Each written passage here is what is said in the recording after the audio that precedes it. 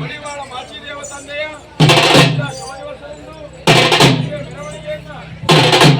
ಸಿಕ್ತಾ ವೈಭವದಿಂದ ಮಾಡುತ್ತಿದ್ದಾರೆ ಎಂದರೆ ತಿಳಿದುಕೊಳ್ಳಬೇಕು.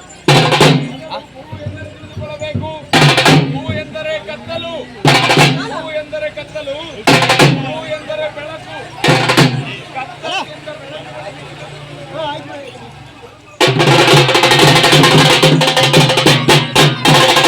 ಹೇಗೆ ಕತ್ತಲಿನಿಂದ ಬೆಳಕಿನಡೆಗೆ ಹೋಗಬೇಕು? ಈ ವಚನವನ್ನ ಕೇಳಬೇಕು. ವಚನಗಳಲ್ಲಿ ಸಾವಿರ ಅರ್ಥಗಳಿರುತ್ತವೆ. ಆ ವಚನಗಳನ್ನು ನಾವು ಕೇಳಬೇಕು. ನಮ್ಮ ಬುದ್ಧಿ ಬದಲಾವಣೆ ಮಾಡಿಕೊಳ್ಳಬೇಕು. ಒಳ್ಳೆಯ ರೀತಿಯಲ್ಲಿ ಬಾಳಬೇಕು. ವಚನಗಳನ್ನು ಬರೆದಿರುವುದು ಆ ವಚನಗಳಲ್ಲಿ ಸಾಕಷ್ಟು ಅರ್ಥಗಳಿರುತ್ತವೆ. ಅದಕ್ಕೆ ನಮ್ಮ ಸಿದ್ದರಾಮೇಶ್ವರ ಹೇಳುತ್ತಾರೆ, ನದಿಯ ನೀರಾದುಡೇನು, ನದಿಯ ನೀರಾದುಡೇನು, ಮರದ ಪುತ್ರೆಯಾದುಡೇನು, ಲಿಂಗಾರ್ಚನೆ ಆಗಬಲ್ಲದೆ. ನದಿಯ ನೀರಾದುಡೇನು, ಮರದ ಪುತ್ರೆಯಾದುಡೇನು, ಲಿಂಗಾರ್ಚನೆ ಆಗಬಲ್ಲದೆ, ದೇವರ ಪೂಜೆ ಆಗಬಲ್ಲದೆ, ಎಂದಿಗೂ ಆಗುವುದಿಲ್ಲ. ನಾವು ಯಾವ ನದಿಯ ನೀರನ್ನು ದೇವರ ಮೇಲೆ ಸುರಿದರೂ ದೇವರ ಪೂಜೆ ಆಗುವುದಿಲ್ಲ. ಬಿಲ್ವ ಪತ್ರೆಗಳಿಂದಲೂ ದೇವರ ಪೂಜೆ ಆಗುವುದಿಲ್ಲ. ಆ ವಚನಗಳಲ್ಲಿ ಬರೆದಿರುತ್ತಾರೆ. ವಚನದಲ್ಲಿ ಏನೆಂದು ಬರೆದಿದ್ದಾರೆಂದರೆ, ಮೊದಲು ದೇಹ ನೀರಾಗಬೇಕು, ಮೊದಲು ಈ ದೇಹ ನೀರಾಗಬೇಕು, ಮನ ಹೂವಾಗಬೇಕು. ಈ ದೇಹ ನೀರಾಗಬೇಕು, ಮನ ಹೂವಾಗಬೇಕು. ಆತ್ಮ ನಿವೇದಿಸಿದರೆ ತಾನೇ ದೇವರ ಕಾಣ ಕಪಿಲ ಸಿದ್ಧ ಮಲ್ಲಿಕ.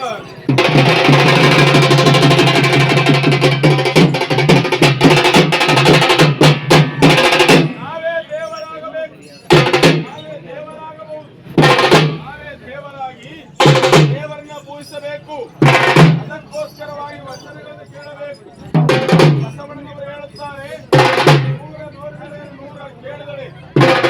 ನೋಡಿದಡೇನು ನೂರ ಕೇಳಿದಡೇನು ಆಸೆ ಅಳಿಯದು ರೋಷ ಬಿಡದೆ, ಆಸೆ ಅಳಿಯದು ರೋಷ ಬಿಡದು. ಮಜ್ಜನಕ್ಕೆಂದು ಫಲಬೇಕು, ಮಜ್ಜನಕ್ಕೆಂದು ಫಲವೇನು? ಮಾತಿನಂತೆ ಮನವಿಲ್ಲದ ಜಾತಿ ಡೊಂಬರ ನೋಡಿ ನಗುವ ನಮ್ಮ ಕೂಡಲ ಸಂಗಮದೇವ.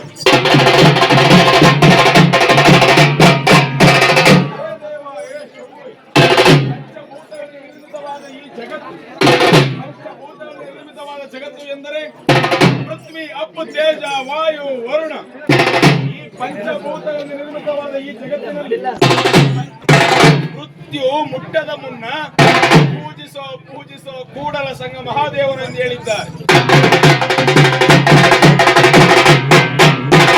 ಹೇ ದೇವ, ಹೇ ಶಂಭುವೆ, ಹೇ ರುದ್ರ, ಲಾಂಛನದೊಳಗೆ ವಂಚಿಸಿದಾತ ಗುರುವಲ್ಲ, ಕುಲದ ಗುರುವಾಗಿಪ್ಪುದು ಲಿಂಗವಲ್ಲ, ಜ್ಞಾನದೊಳಗಿಪ್ಪುದು ಜಂಗಮವಲ್ಲ, ಲಿಂಗವ ಪೂಜಿಸಿ ಅಂಗವ ಬೆರೆತಾತ ಭಕ್ತನಲ್ಲ, ತಕ್ಕಿ ಬಕ್ಕಿ ನಡೆಯದವನು ಮಗನಲ್ಲ, ತಕ್ಕಿ ಬಕ್ಕಿ ನಡೆಯದವನು ಮಗನಲ್ಲ, ಅಶುದ್ಧನು ಮುನಿಯಲ್ಲ, ದೈವವನು ಹೆಂಡತಿಯಲ್ಲ, ದುಷ್ಟರ ಸಾವಾಸ ಮಾಡಿದವನು ಮನ್ನಣೆಗೆ ಯೋಗ್ಯನಲ್ಲ, ಯುದ್ಧ ಸಮಯಕ್ಕಾಗದವನು ಶೂರನಲ್ಲ, ತೊಂದರೆಯಲ್ಲಿ ಆಗದವನು ನೆಂಟನಲ್ಲ, ಇದೇ ಶಿವನನ್ನ ಬಿಟ್ಟವನು ಸದಾಚಾರ ಶಿವಭಕ್ತ ಸಂಪನ್ನನಲ್ಲ.